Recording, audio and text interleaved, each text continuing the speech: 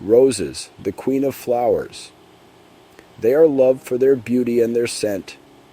Imagine your own garden filled with the color and fragrance of roses. You can do it. Growing roses is easier than you think. Roses need sunshine and good soil. They need space to grow. But with a little care, anyone can grow them. I'm going to share some tips with you. These tips will help you grow beautiful, healthy roses. Are you ready? Let's get started. Your own rose garden awaits. First, choose a sunny spot. Roses need at least 6 hours of sun each day. Next, prepare the soil. It should be well drained and fertile. Now dig a hole twice as wide as the rose's root ball. Place the rose in the hole.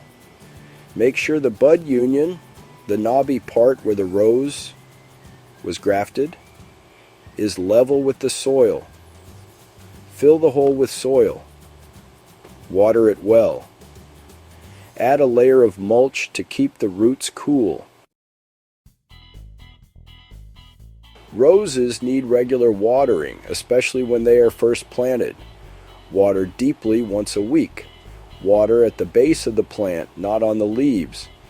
Feed your roses regularly. Use a balanced fertilizer. Prune your roses in late winter or early spring. This encourages new growth and more flowers. Deadhead spent blooms to encourage more flowers. Simply cut off the faded flower head. This tells the rose to produce more blooms rather than seeds.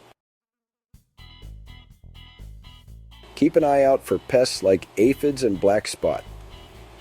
You can control them with insecticidal soap or neem oil. Good air circulation helps prevent diseases. Don't plant your roses too close together. If you see any diseased leaves, remove them immediately. With a bit of attention, you can keep your roses healthy and blooming beautifully. Now go forth and grow some roses.